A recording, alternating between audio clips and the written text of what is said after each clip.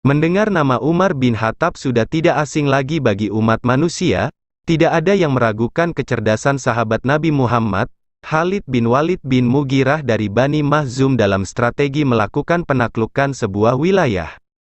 Ketika Sayyidina Umar bin Khattab menjadi khalifah, ia mendaulat Khalid bin Walid sebagai panglima, amanah yang juga dipegang Khalid saat kepemimpinan Khalifah Abu Bakar As-Siddiq. Khalid bin Walid bin Mughirah berasal dari Bani Makhzum, ia dikenal cerdas dalam hal strategi di medan perang.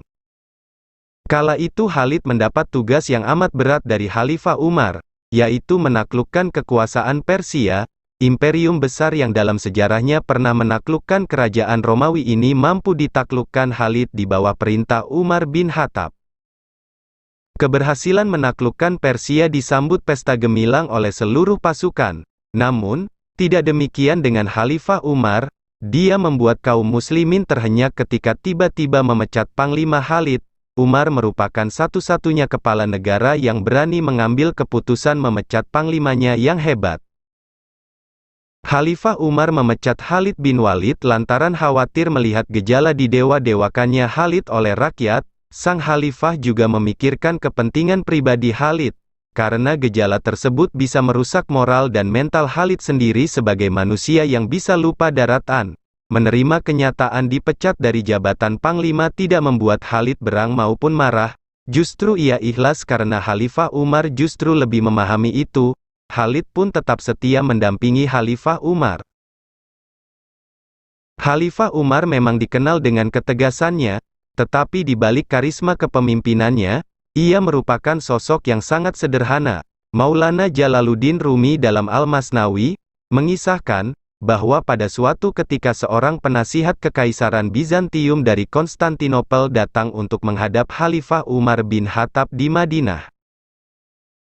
Penasihat itu adalah seorang filsuf, cendekiawan, dan negarawan terkemuka. Setelah memasuki Madinah, utusan dari Bizantium itu merasa heran karena tidak melihat adanya istana kekhalifahan. Ia lalu bertanya kepada salah seorang penduduk Madinah. "Di manakah istana raja kalian?" tanya sang utusan.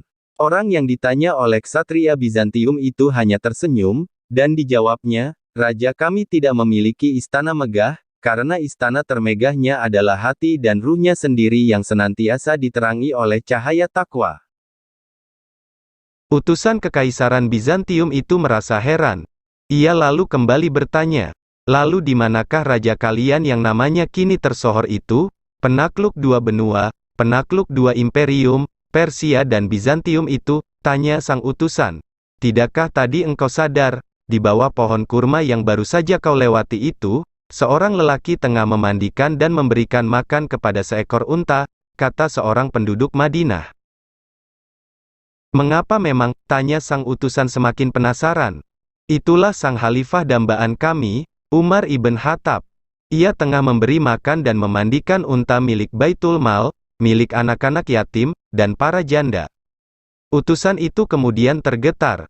Ia benar-benar telah melihat sesosok raja besar yang sangat bersahaja.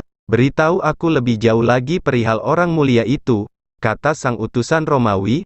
"Bersihkanlah dahulu hatimu dari kotoran-kotoran duniawi, terangi ia dengan cahaya lentera ketaatan, barulah kau bisa mengenalnya dengan baik, dan akan melihat kemegahan istana sang khalifah kami yang berupa ketakwaan, dan kau pun bisa memasuki istana itu bersamanya." Utusan itu kemudian mendekati Umar, dan bertanya mengapa ia melakukan pekerjaan kotor ini, memandikan unta dan memberinya makan. "Tidakkah hal tersebut bisa dilakukan oleh bawahannya?" Umar berkata, "Ini adalah tanggung jawabku.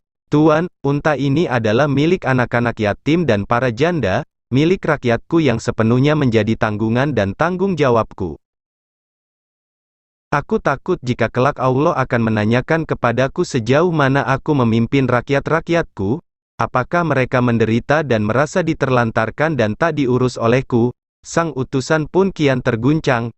Ia melihat sosok negarawan ideal yang selama ini digambarkan dalam kitab Republik Plato itu benar-benar ada di hadapannya. Tak lama kemudian, sang utusan Bizantium itu pun bersyahadat dan mengikrarkan keislamannya di hadapan Umar. Nah, beginilah ketegasan Umar, sang pemimpin yang baik. Mungkin ini saja sejarah populer Umar bin Khattab hari ini. Maka kawan-kawan semua jangan lupa subscribe channel ini, dan tekan loncengnya, supaya mudah mendapatkan kisah populer Umar bin Khattab dan sejarah populer lainnya. Admin pamit dulu, sampai jumpa kembali.